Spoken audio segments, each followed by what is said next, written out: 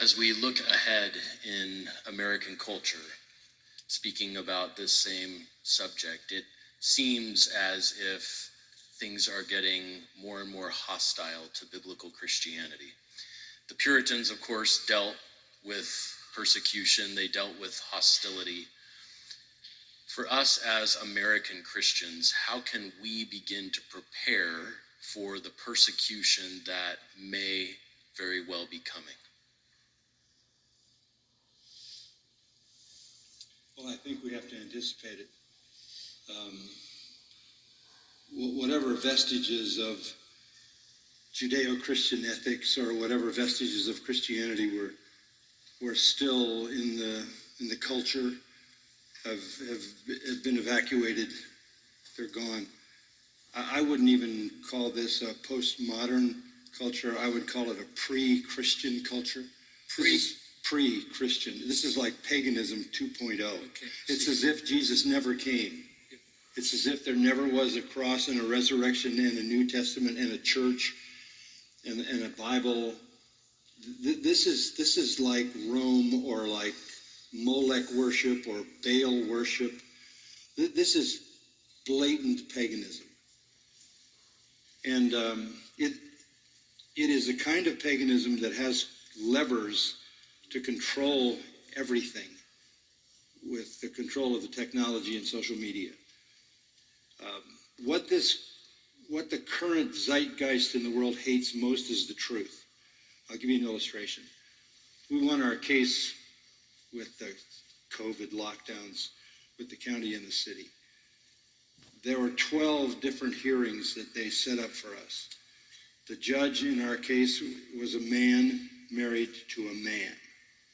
So-called married. Yeah. But he wasn't any ally of ours, is what I'm saying.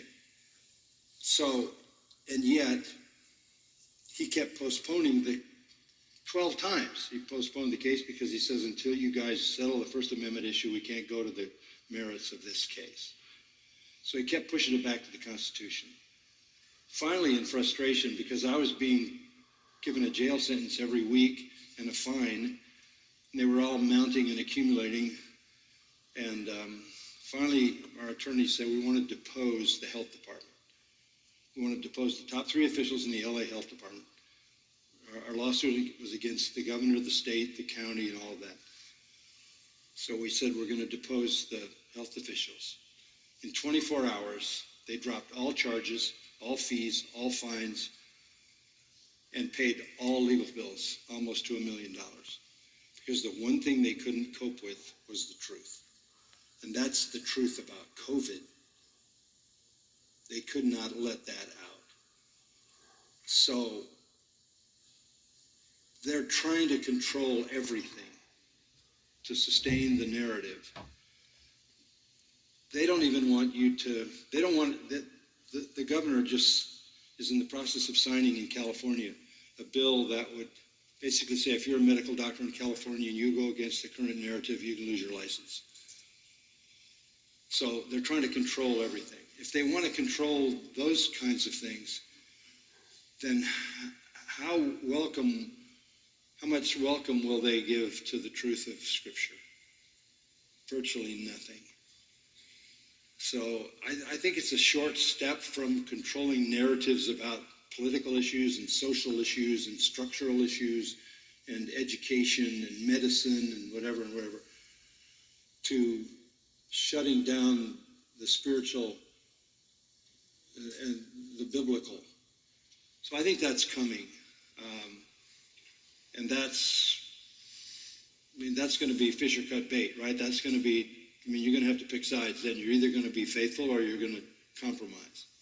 I saw this week that one church opened up after 900 days of being closed. That's rolling over in a pretty extreme way. But I think we're going to, the evangelical church, the faithful biblical church, is going to very soon become the target because we don't accept anything. Vanderbilt Hospital has a gender reassignment surgery, big part of their operation. You may have seen about it. They will brutalize, they will maim young girls and young boys. And the head of the hospital, there was a video, basically said, anybody on the staff who doesn't agree with that, get another job. And then they hired a bunch of homosexual advocates to go with every child that comes in to talk to a physician. They send an activist so that the doctor can't talk the child out of having their breasts cut off. This is a hospital that's a historic medical school. I just don't know in a culture like that where Christianity becomes anything but the arch enemy of everything. And I think, we've had a couple of 100 years in America when it's been different than most of history and most of the world. That's right. But we're there. This is a pagan country. And they don't want to be confronted with biblical truth. And there's going to be some price to pay. I'm confident of that.